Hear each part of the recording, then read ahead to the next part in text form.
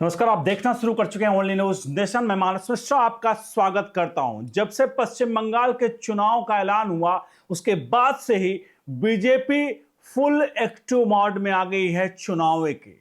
और एन केन प्राकरण यानी किसी भी हद तक किसी भी तरह से वो हर राज्य, चाहे वो छोटे छोटे राज्य हो, चाहे लोकसभा हो, चाहे राज्यसभा हो, वो हर एक राज्य को किसी भी तरह से जीत रही है। और पश्चिम बंगाल चुनाव जीतने के बाद उस बीच जिस तरह से राज्यसभा की सीटें बढ़ी और उसके बाद पश्चिम बंगाल का परिणाम आने के बाद 20 सांसद लोकसभा में अब पलटी मार गए, यानी वो एनडीए की तरफ आ गए। और इन सबके बीच में राज्यसभा के आंकड़े आ रहे हैं जो हम आपके सामने दिखाने जा रहे हैं कि आंकड़े जहां बीजेपी 2/3 बहुमत, जी हां, एनडीए 2/3 बहुमत राज्यसभा में।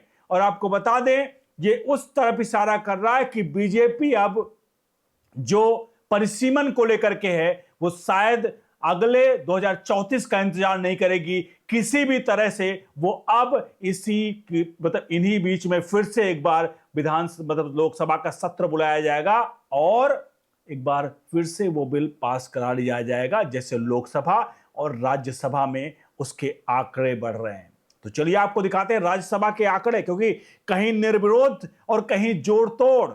राज्यसभा में अब असीमित शक्ति बीजेपी के पास 2/3 का बहुमत का आंकड़ा कैसे पहुंच रही है, आपके सामने आंकड़े दिखने जा रहे हैं। वीडियो को लाइक शेयर करिएगा। देखिए आपके सामने आंकड़े शुरू हो रहे हैं। इस वक्त राज्यसभा का 2026 का चुनाव का ओवरव्यू बात करें तो चुनाव अभी जून 2026 में है। राज्यों की संख्या बात करें, 12 राज्यों में चुनाव है। कुल सीटें 26 पर चुनाव होने हैं। नियमित सीटें 24 पर हैं। उपचुनाव की सीटें 2 हैं, यानी कुल उम्मीदवार यहां पर 28 हैं। विशेष बात इसकी है कि 26 सीटों पर 28 उम्मीदवार होने से कुछ राज्यों में मुकाबला जो है रोचक हो गया है। पहले राज्य का आंकड़ा देखिएगा, क्योंकि आंकड़े दिखा रहे हैं। अभी आपको पता चलेगा राज्यसभा से कैसे बीजेपी खेल कर रही है। और ये खेल सीधे तौर पर परिसीमन को लेकर के 2029 में बड़ा खेल बीजेपी करने की तैयारी में है। ये आंकड़े बताएंगे। देखिए आपके सामने मध्य प्रदेश की तरफ चलते हैं। यहां बड़ा राज्य है, यहां के आंकड़े आपके सामने हैं। मध्य प्रदेश का गणित समझे तो कुल विधानसभा सीटें 230 हैं, प्रभावी संख्या 228 हैं। एक सीट जीतने के लिए कम से कम 58 वोट की आवश्यकता होती है। बीजेपी के पास 164 विधायक है, भाजपा और कांग्रेस के पास यहां पर 64 विधायक है। ऐसे में 58 को 3 से मल्टीप्लाई करें तो लगभग राज्यसभा सीटों में 3 सीटें बीजेपी, अगर बात करें तो भाजपा उम्मीदवार के पास में जा रही है और एक सीट जो है कांग्रेस उम्मीदवार के पास में जाती हुई दिख रही है। इन्हें मध्य प्रदेश में 3-1 का यहां पर आंकड़ा क्लियर है। तो देखिए इसमें सीट और गणित की बात करें तो भाजपा 164, 2 सीटें निश्चित है और कांग्रेस 64। यहां पर एक सीट जो है वो निश्चित है। पीछे मैंने आपको 3 बताया था, वो गलती से वो 2 सीट है, यानी 2 सीट बीजेपी ले जा रही है और एक सीट यहां पर कौन लेके जा रहा है, वो कांग्रेस ले जा रही है मध्य प्रदेश की आंकड़े। अब बढ़ते हैं झारखंड के गणित की तरफ। झारखंड का गणित क्या कहता है? राज्यसभा की सीटें वहां पर 2 हैं, इंडिया गठबंधन के विधायक 56 हैं, एनडीए के विधायक 24 हैं।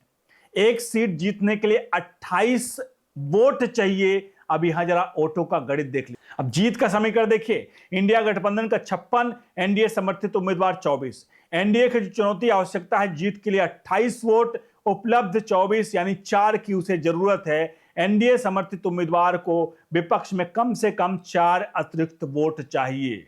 4 अतिरिक्त वोट आप समझते हैं, क्रॉस वोटिंग, यही सब तो खेल होगा। और ये खेल बीजेपी जो है वो बड़े अच्छे तरीके से जो गणित सेट करना जानती है। अभी आपने पिछले चुनाव में देखा जहां 36 सीटें थी, 36 में 25 से 26 सीट अकेले बीजेपी यहां पर वहां पर जीती थी पिछले चुनाव में जो अभी हुआ था। और यहां पर तो जो 25-26 सीटें हैं, यहां के आंकड़े जब अभी फाइनल अभी आपके सामने आएंगे तो पता चलेगा कि बीजेपी बड़ा दांव चल रही है। अब इस वक्त राज्यसभा का सख्त संतुलन आपको दिखा दें। कुल सदस्य 245 हैं, साधारण बहुमत के लिए 123 का आंकड़ा चाहिए। 2/3 बहुमत, जिसके पीछे बीजेपी पड़ी हुई कि 2/3 बहुमत हो जाए, क्योंकि 2/3 बहुमत होने से ही यही परिसीमन का रास्ता साफ होएगा है। और 2/3 बहुमत 164 का है। एनडीए के वर्तमान 148 हैं, इंडिया ब्लॉक के पास 66 हैं, अन्य 31 हैं। ध्यान रखिएगा, अन्य 31 है, खेल यहीं पर हो। अब एनडीए का लक्ष्य बनाम वर्तमान स्थिति बात करें तो वर्तमान सीटें 148, 2 तिहाई बहुमत 164 और अभी और चाहिए 16 सीटें।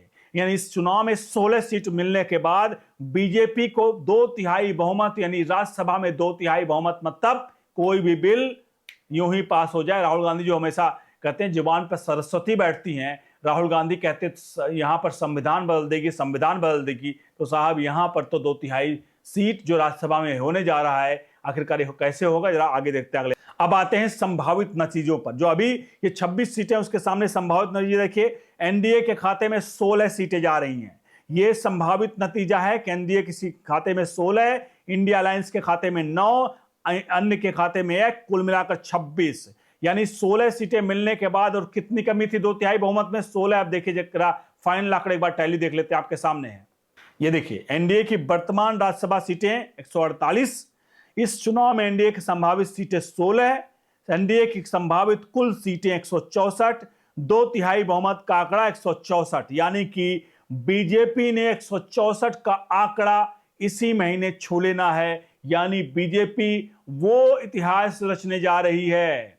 मैं आपको बता दूं 164 का आंकड़ा है, लेकिन यह आंकड़ा 1 या 2 सीट, कम से कम 1 सीट तो बढ़ ही सकता है, और 165 के आसपास, 166 के आसपास भी जा सकता है। लेकिन 164 तो कंफर्म्ड है, 165 भी हो सकता है, लेकिन 164 कंफर्म होने का मतलब समझते हैं कि 2 तिहाई बहुमत। यानी कि जो अभी हालिया में संसद का सत्र बुलाया गया था, जहां महिला विधेयक उसको लेकर के, आरक्षण को लेकर के और परसीमन को लेकर के, जहां परसीमन में झटका लगा बीजेपी को, और परसीमन में 2 तिहाई लोकसभा में आंकड़े नहीं जुटा पाई, लेकिन राज्यसभा में अब क्लियर हो गया है कि 2 तिहाई बहुमत के साथ बीजेपी ने अपना जो है वो लठ गाड़ दिया है। और एन केन प्राकरण, जो शुरुआत में मैंने कहा था, बीजेपी ने वो इतिहास रचने जा रही है जहां कांग्रेस विहीन साफ तौर पर नजर आ रहा है। क्योंकि आप ध्यान रखिए 20 लोग जो हैं, खबर जो आ रही है 20 लोग आपको पता है टीएमसी के बीजेपी में, एनडीए में आ रहे हैं।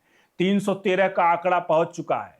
खबर यहां तक भी आ रही है कि एक याचिका पहुंची थी पटियाला में किसी कोर्ट में, यहां पर एक खबर आई कि जो 99 विधायक हैं कांग्रेस के, राहुल गांधी ने वहां पर खटाखट स्कीम लेकर गए थे।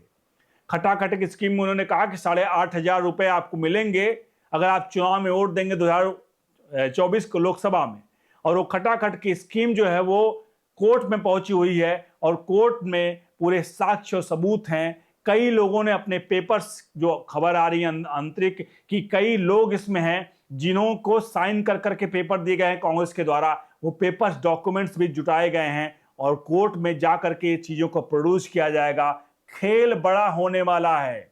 ध्यान रखिए अगले 2 से 3 महीने बहुत इंपॉर्टेंट है, हो सकता है 1 से 2 महीने, कि यूपी चुनाव से पहले ही बीजेपी राज्यसभा लोकसभा में नंबर गेम ला करके यूपी चुनाव यानी 2027 से पहले कोई बड़ा खेल कर सकती है, और परसीमन को लेकर के, जिससे रास्ता साफ हो जाए कि 2029 में सीटों की संख्या जो 850 के 820 के आसपास पहुंच जाए। जो इस वक्त लोकसभा की सीटें 543 है, वो सीटें पहुंच जाए 810-15 के आसपास, एक आंकड़ा ही होगा। और उस परसीमन से कांग्रेस को सबसे बड़ा झटका लगेगा, और बाकी सीटें तो, अब बाकी जितनी पार्टियां हैं उनका राम नाम तो कहीं ना कहीं कई पार्टियों का राजनीतिक रूप से सत्य हो ही चुका है।